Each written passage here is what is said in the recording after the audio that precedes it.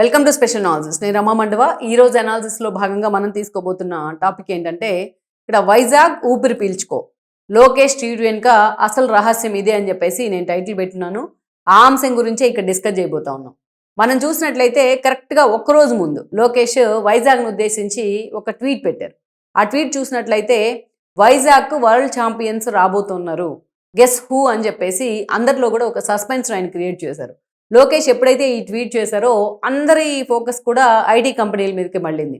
ఎందుకంటే ఇటీవల మనం చూస్తే వైజాగ్కి గూగుల్ ఏ డేటా సెంటర్ రావడంలో ఆయన పాత్ర కానీ, అదేవిధంగా మనం చూస్తే కాగ్నిజెంట్ కావచ్చు, కాగ్నిజెంట్కి భూమి పూజ చేసే క్రమంలో చంద్రబాబు నాయుడుతో కలిసి ఆయన ఎమోషనల్ అయిన విధానం కానీ, కాగ్నిజెంట్తో పాటు సత్వా లాంటి కంపెనీస్ విషయంలో కూడా ఆయన చాలా ఎమోషన్తో మాట్లాడిన సందర్భం కానీ, సో వరుస పెట్టి ఐటీ కంపెనీలన్నీ కూడా క్యూ కడుతున్నాయనే ఉద్దేశంలో ఈ క్రమంలోనే లోకేష్ ట్వీట్ వెనుక ఒక ఐటీ కంపెనీ రాబోతోంది అనేది అందరూ అనుకున్నారు. పర్టికులర్లీ ఇన్ఫోసిస్ గురించి అనుకున్నారు. ఎందుకంటే ఇన్ఫోసిస్ తన తండ్రి ఉమ్మడి రాష్ట్రానికి సీఎంగా ఉన్నప్పుడు హైదరాబాద్కి ఇన్ఫోసిస్ ఎలా తీసుకొచ్చారో, ఈరోజు ఆల్రెడీ ఇన్ఫోసిస్ విషయంలో పర్మనెంట్ క్యాంపస్ ఏర్పాటు దిశగా లోకేష్ అడుగులు వేస్తున్నారని అనుకున్నారు. ఎందుకంటే ఆల్రెడీ 2022లో మధురవాడలో ఇన్ఫోసిస్ తాత్కాలిక కార్యాలయాన్ని ఏర్పాటు చేశారు. 2023లో దాన్ని వైజాగ్లోని ఐటీ వ్యాలీకి షిఫ్ట్ చేయడం కూడా జరిగింది. దాదాపు 1000 మంది కెపాసిటీ ఉన్న క్యాంపస్ అది.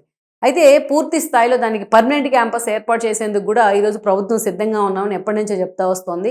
పర్టికులర్లీ ఏదైతే ఎర్వాడ ఏరియాలో కానీ అట్లాంటి చోట్ల క్యాంపస్ ఏర్పాటుకు కూడా సిద్ధమైంది ప్రభుత్వం. పూర్తి స్థాయిలో వాళ్ళకి ఎమ్యూనిటీస్ కల్పిస్తామని కూడా ఇప్పటికే హామీ ఇచ్చిన పరిస్థితి అయితే ఉంది.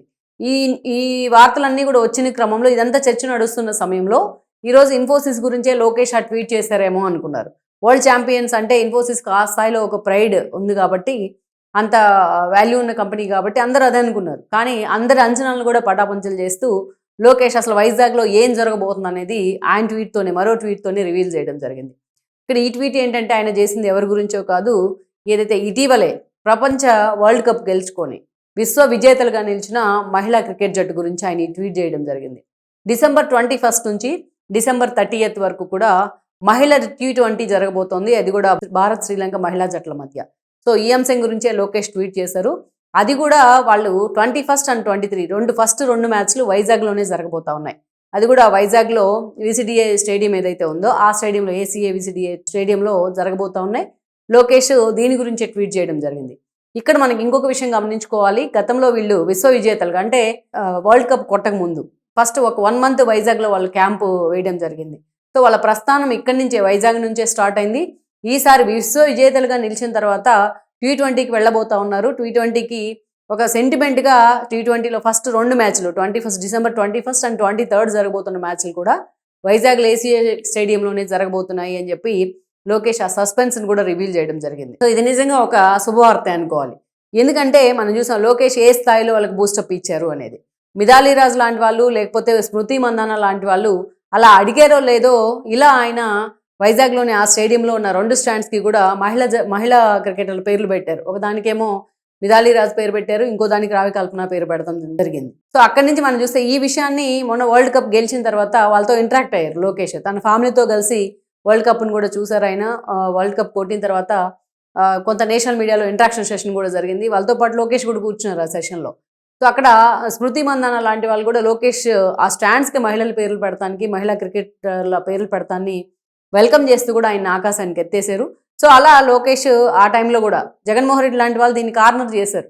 రాష్ట్రం అల్లకల్లోలం అయిపోతూ ఉంటే రైతులు లోకేష్ పోయి క్రికెట్ చూస్తూ ఉన్నారు అనేది, ఆ స్థాయిలో ఆయన బూస్ట్ ఇచ్చే ప్రయత్నం చేశారు వాళ్ళకి. తాను కూడా వాళ్ళతో కలిసిపోయి ఆ విజయాన్ని ఆస్వాదించారు ఆయన. సో అలా ఆ స్థాయిలో లోకేష్ ఇంటరాక్ట్ కావడం వల్లే, వైజాగ్ మీద అంత స్థాయిలో ఆయన ఫోకస్ పెడతాం వల్లే ఓన్లీ ఐటీ హబ్గానే కాదు, అన్ని ఎమ్యూనిటీస్ కల్పించే దిశగా ఒక స్పోర్ట్స్ సిటీ లాగా కూడా వైజాగ్ని మారుస్తానని మాట్లాడే క్రమంలో ఈరోజు లోకేష్ స్వయంగా ఇనిషియేటివ్ తీసుకోబట్టే T20 వరల్డ్ కప్కు, ఈ రోజున T20 కప్కు వైజాగ్ ఆతిథ్యం కూడా ఇవ్వబోతా ఉంది.